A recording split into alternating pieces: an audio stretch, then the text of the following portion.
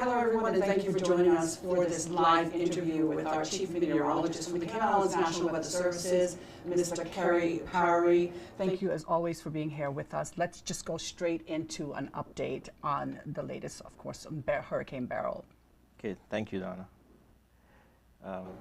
Current status, Beryl is a Category 4 storm near in Jamaica, and we hope that the interaction with the mountain terrain will help to further reduce the strength of Beryl. She has been reducing over the last couple of model runs, so that's a good feature. The intensity forecast continues to suggest there will be some further weakening. Again, some shear is being impacting Beryl's development, as long as potential further interactions with the mountainous areas of Jamaica.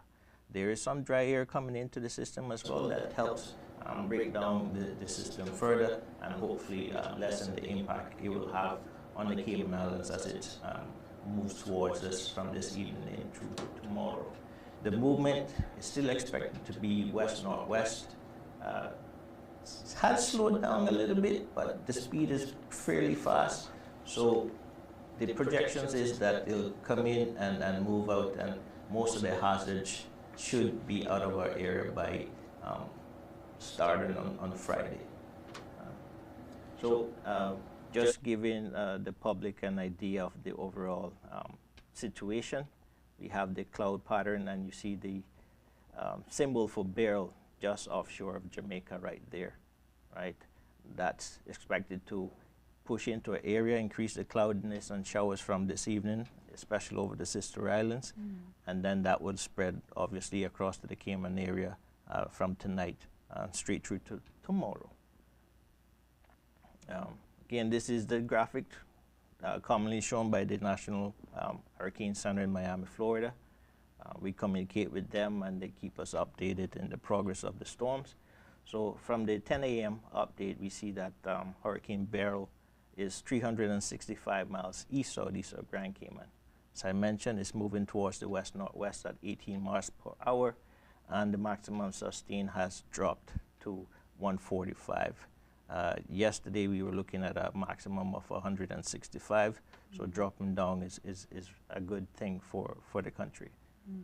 All right? So obviously, we are in a hurricane warning, so that means hurricane conditions are likely within typically the 36 hours, but we are well within that window, so we're looking more towards the next 24 hours to start feeling some of the weather start to move into the Cayman area.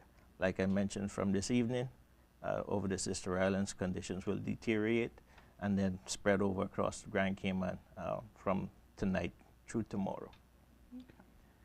Okay. Timelines, winds.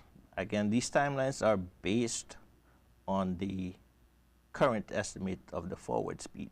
So these are likely to change, and also other factors potentially like the structure or even the further weakening of the storm will have impact on these timelines. If it gets weaker, some of the sister islands might not be affected as bad.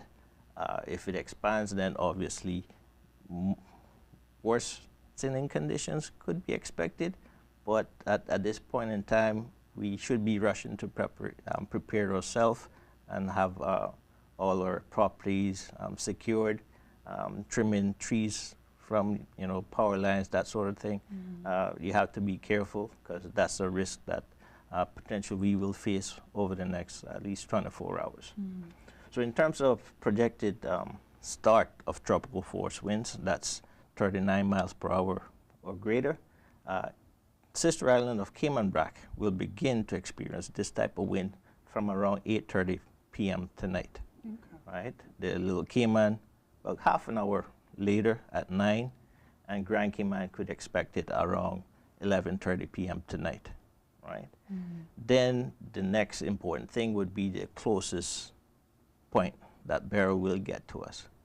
And the estimate right now is that it'll pass 66 miles to the south of Grand Cayman, which technically does not classify as a direct hit, but nonetheless, it's a hit for all intents and purposes. Right? And that closest point of approach is expected to be around 4:30 a.m. Tomorrow morning. Right. On the screen, you see the distances from the sister islands, but those closest point of approach for them would be around late night, midnight. So the end, which we will hope, based on the current projections, right, the winds will be lessened for Cayman back from about 5 a.m. and then continually spread across the Cayman Islands, with Grand Cayman finally falling out of the tropical storm force winds. That's 39 miles per hour or less by around 10:30 a.m. tomorrow morning. So Okay. even though the wind dies off, there's other weather that we need to consider as well. So in terms of alerts, well, like I mentioned before, the hurricane warning continues for the Cayman Islands, right? Also, because of the risk of rainfall, we have a flood warning in effect for all the islands. Marine also affects all the islands. And if there are any marine interests that have not sought harbor, safe harbor now, we encourage you to get to safe harbor and stay there until the passage of Beryl, until you get further notice, right? So that's important for mariners to take into account, right? We mentioned rainfall estimate because of the flooding risk, and it's spread across all the islands, right? You have the breakdown there, which shows that the bulk of the rain is expected on Thursday. But for the sister islands, you could start to see some of these higher accumulations, some maybe 1 to 2 inches from this evening and tonight. But Thursday is the bulk of the rain that we expect. That's when the storm gets closer. The core, the cloud around the core, which helps fuel the system, will be closer to us, so we'll be direct contact with spiral bands spiraling around the center. So those is where the heavy accumulations of rainfall can occur. For Grand Cayman, we're estimating approximately 2 to 4 inches, but there's a potential of a localized maxima of around 6 inches on certain locations. For reference, for Grand Cayman, right, 6 inches is almost what we had on June 10th, and we know the problems that created. So bear that in mind with these type of figures. While the sister islands still expect another 2 inches on Thursday, but also they have had problems with the rain in the last few weeks as well. So significant rainfall could be impacting them as well. So those are consideration factors that need to take, the residents need to take in mind when assessing their risk and their vulnerability and making a decision of whether to go to shelter or they should stay at home. Right? Okay. Again, wind, we kind of hinted about it when we talked about the start of tropical storm force winds, but just elaborate a little bit further. The winds are quite nice for now, but from tonight they're expected to pick up some about 20 to 25 knots, just shy of 30 miles per hour from this evening, but there will be gusts, right? And for the sister islands, that increase in wind will begin earlier than Grand Cayman, but the peak for the sister islands is around 45 to 50 knots and higher gust. Again, potentially these gusts could be near hurricane force winds for the sister islands. Yeah, we should, once you start to feel the weather, you should be indoors and should not be venturing outside from after tonight, this evening. Right, for Grand Cayman, the winds are expected obviously to be a little bit stronger. So we're looking around 50 to 60 miles per hour from late or early Thursday through most of the day, and the higher gusts. The higher gusts over Grand Cayman are expected to be higher than hurricane force winds. So that could be a potential hazard due to fallen trees and broke down power lines. Those sort of damages could be considered. Wave height is another important factor that considered. The general winds will begin to make the seas rough from this evening. We expect 6 to 9 foot seas, so that's warranting a small craft warning. Eventually, it will step up. Again, we're encouraging marine interests, if they have not yet reached safe harbor, that they should get there as soon as possible and stay in safe harbor, because the seas on Thursday are expected to rise around 10 to 15 feet. Those are just wind-driven waves.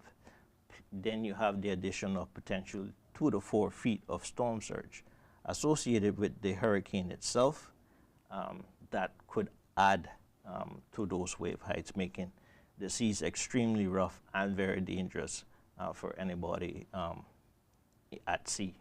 So again, the speed of Beryl expected to move out our area fairly quick, so the winds and seas are expected to subside. And by Friday, there will be some swells, so the seas may still be rough, and we encourage marine interests to stay in harbor until the all clear is given, which most likely happen on, at least the warnings for marine could potentially cease by Saturday morning. Okay. Right. Impact. Right. We just hinted about storm surge with the seas. The estimates for storm surge alone, that's the abnormal rise of water, the tide levels due to the storm, is expected to be around 2 to 4 feet. And since the system Beryl is expected to pass 66 miles to the south of us, we are figuring that those level of surge is conservative in our thinking, and like I mentioned, could add up to a 14 to 19 feet wave action that will be impacting the southern coast of the islands, right? We speak about flooding. There's 2 types of flooding to consider. Those on the coast are coastal flooding from the seas, the storm surge, any wave run-up that could do some damage to properties that are not properly set back from the shore, but also there's inland flooding. And there, unfortunately, there are areas where both of those vulnerabilities lie, so they could be impacted from both ends. The inland flooding from the rainfall accumulation, and the coastal flooding from the battering waves and the increased tides, right? The higher than normal tides also play a role, especially for the inland flooding. So because the tides are higher, the ground won't be able to absorb the water as fast enough, so there'll be more salt water on the road. And again, remind the people that we're estimating around potentially up to 6 inches of rainfall, and that could be potentially cause some problems to low-lying areas and in the vicinity of those low-lying areas. In terms of continued risk, like I mentioned before, we had some significant rain over the last couple of weeks, and so the ground is still perhaps moist, saturated, so the risk of falling and uprooted trees pose additional risk to, like I say, infrastructure, power lines, water, and then by extension, any cars or homes that may be in the vicinity of these fallen trees and limbs. So again, we're in the preparation stage, so if you have time, we encourage you to, trim your trees and to lessen the risk that you may face under your own situation, which you have to assess yourself. You have to consider flooding risk, even if you're high and dry, but if the road to your home is flooded and you can't get out, that's a risk that you need to consider as well. So it's not just your immediate home or surrounding, but potentially the community around you, or maybe say you have to use a coastal road that potentially could be washed out, or debris on the road. You need to consider that. You need to consider health factors as well. If you're elderly or you rely on certain medication or special care, you're encouraged to use the emergency centers, the emergency medical centers, right. to help manage any potential complications that may come up. Okay.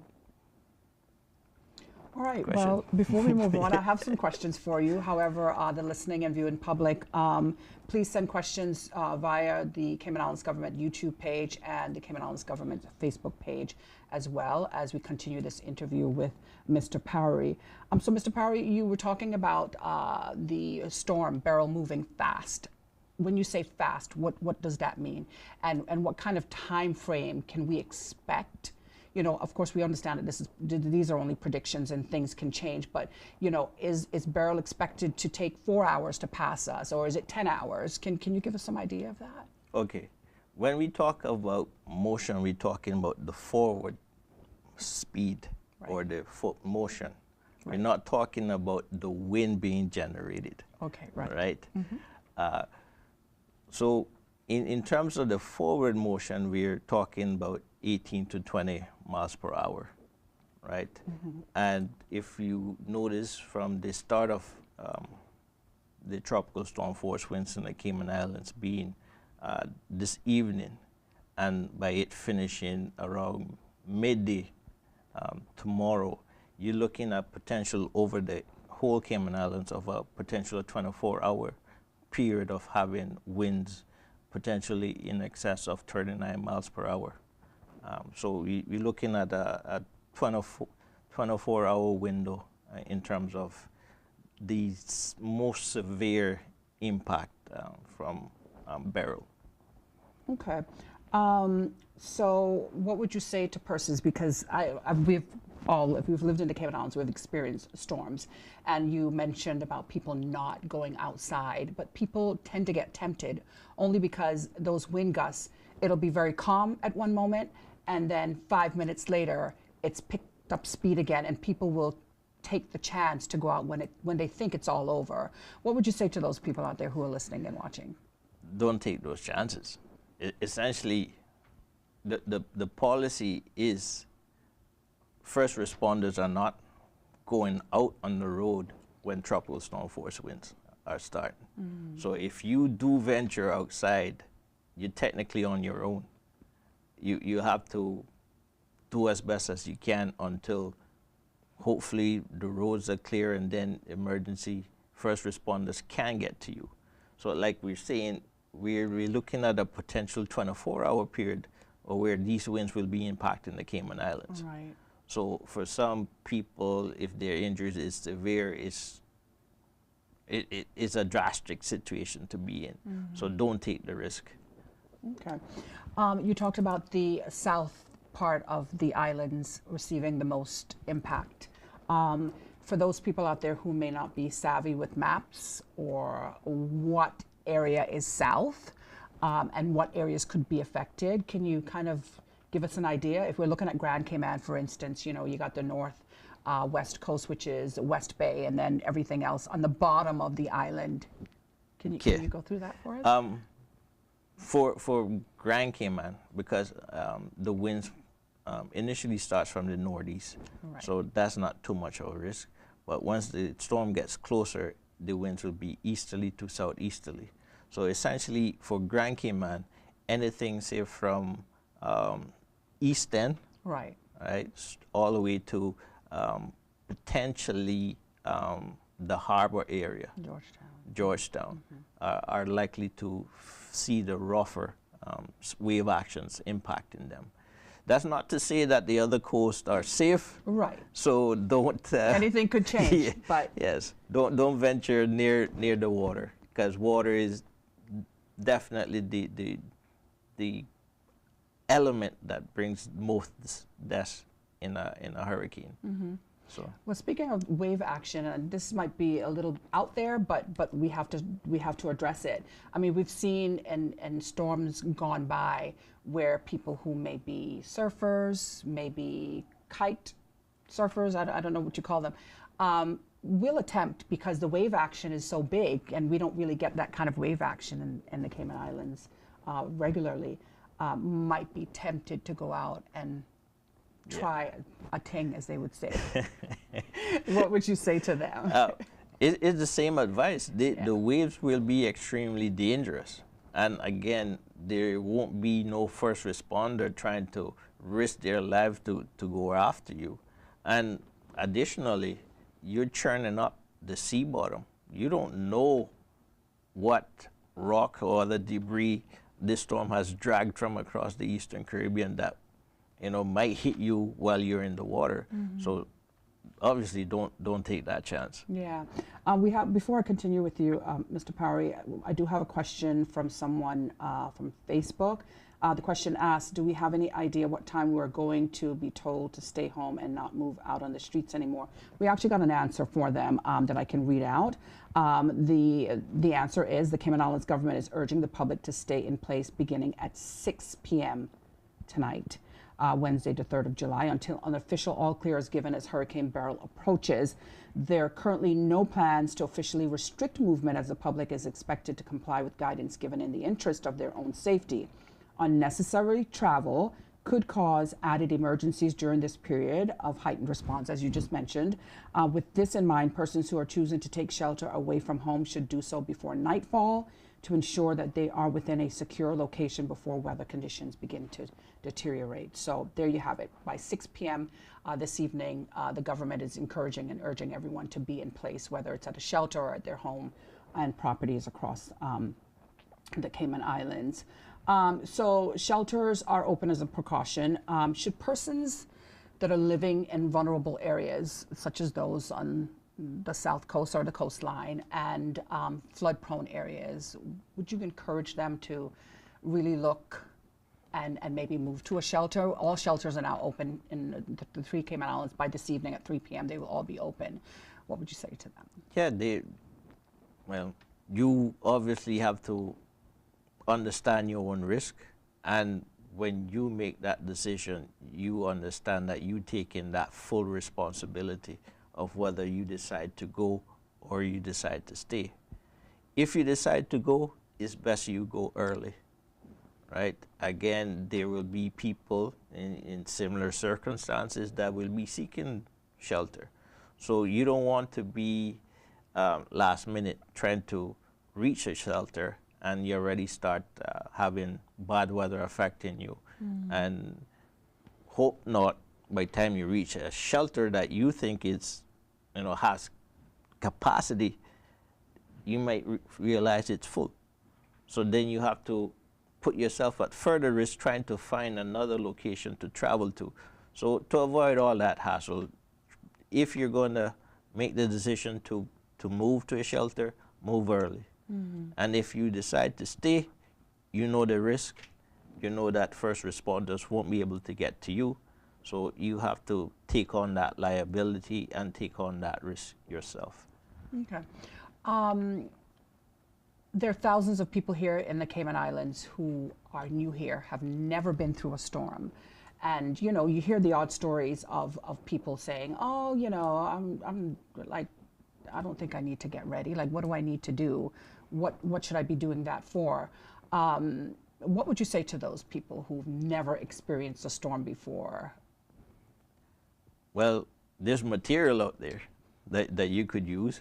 Our sister agency, Hazard Management, has put out some very detailed information into the overall aspect of preparation. So that would have been a key first step for those new to the island. Right. The other one is you could speak to the locals. They've been here, and they could tell you, give you a hint of what to expect.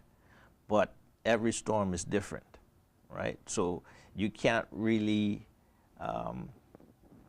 build the full story based on a past storm, because different things changes. We are we have created potentially additional vulnerabilities by building closer to the sea, so, or even buildings where low-lying areas were, so the flooding has shifted from past times. So if you're new to the island, you need to take this as seriously as local is doing, and make your preparations. Again, you need to analyze the risk that you face. Like I said, it could not just considering your home, whether it's structurally sound or not, but even the surrounding. How are you going to get to and from your home if needed? And then you make those decisions as to whether to stay or seek shelter. Okay.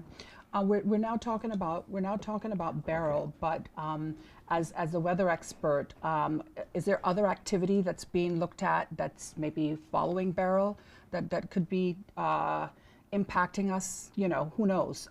In the coming weeks. Yeah. Yes.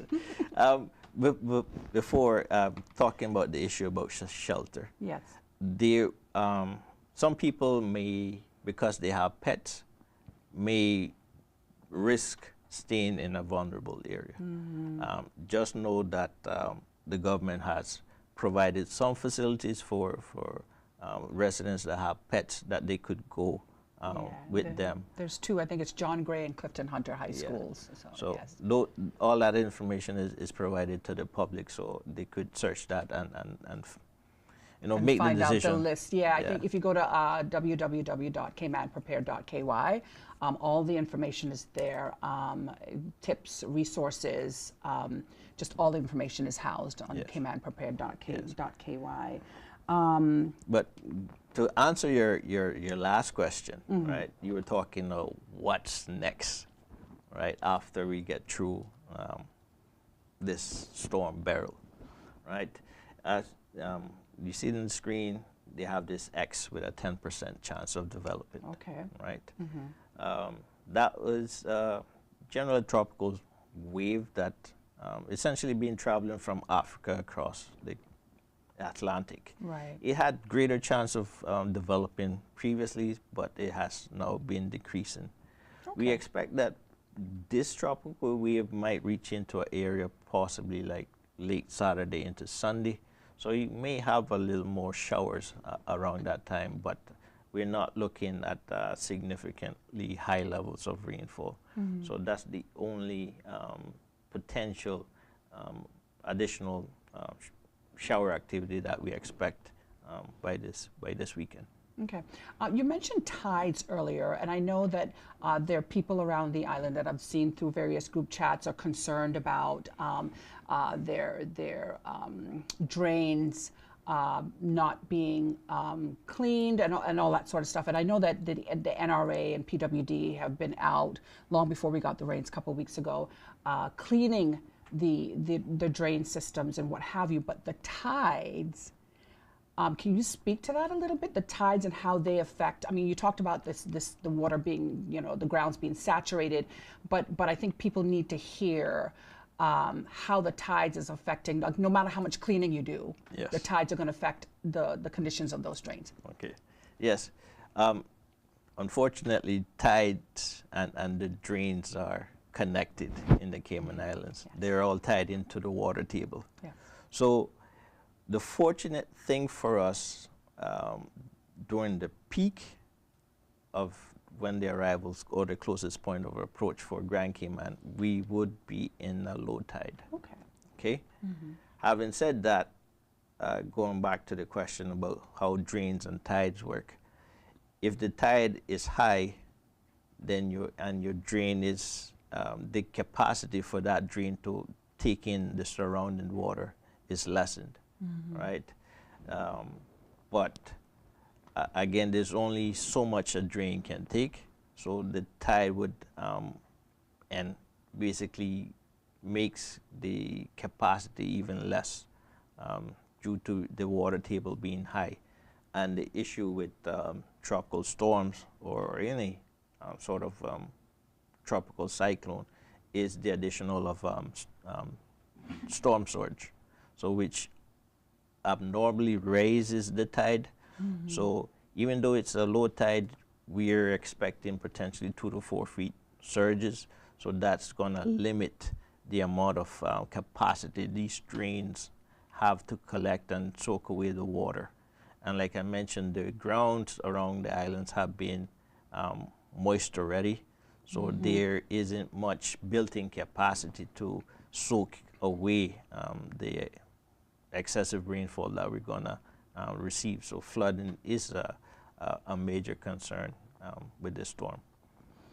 Of course, not to scare anybody, but you know, we have questions coming in, and one person is asking. It's more of a personal question based on your experience and as an expert. What's your gut feeling at this point, particularly as it relates to coastal homes that may be on the coast, and how important it is for them to be as prepared and more prepared than ever, you know? Water is a very dangerous element. Like I mentioned before, more deaths related with a hurricane occurred due to incidents with water, drowning, and that sort of thing, or contact with electrical wires and water. So that is a concern off the top of your head. Again, we are expecting these waves of close to 20 feet at a worst case scenario. Some of those residents on the coast are not that high, so you already you're already vulnerable by where you're located, plus you're getting this additional risk of higher waves than potentially even your house. So coastal people in the coastal properties, in my opinion, should be one of the first people that should look to move away from the coast and seek shelter somewhere else, even if it's not at a shelter with friends or family that are in a more secure location. But coastal people that live on the coast should try to move away. And again, we're talking that their seas will continue to be rough even after the passage of the storm. So again, we're not encouraging people to go into the sea even after. You were talking about surfers and kite surfers. So even after the major threat is gone, there'll be some rough waves, but we still don't encourage people to venture into the water. Again, there'll be the breeze, there's strong currents, all of those factors to consider if you do venture into the water, but which we don't recommend even after the passage of the storm. Okay. Any final words? Again, we have the time to prepare. The weather is relatively cool and nice for now. It's going to get worse, so as the advice given or suggestion that the traffic should stop by sunset, roughly 6 o'clock. So you need to take the time now to get what you need, batten up, and by 6 o'clock be comfortably in your home or in a shelter, ready to ride the storm out. Okay. I do have one final question that just came in. Persons are concerned, that is, and I'm not quite sure that you can answer this, but persons are concerned, like if telephone lines go down or if electricity goes, what's going to be the best way for them to be able to access the information from the weather office? Well, interesting. Well, radio is a big medium that's used and favorite for the mature audience of the Cayman Islands. Yes, Radio so Cayman. Radio Cayman, essentially the voice of the government, will continue to provide our updates. We also have, National Weather Service also has a weather radio, 107.9, which we'll put on our updates and continue to try to spread the word out and inform the people as we progress through the passage of Beryl. All right, Mr. Powery, it's again, we have a WhatsApp channel. Yes. Okay. But if communications hold up, you could check our WhatsApp channel for updates. You subscribe to it, and you'll get the information hot off the press, essentially.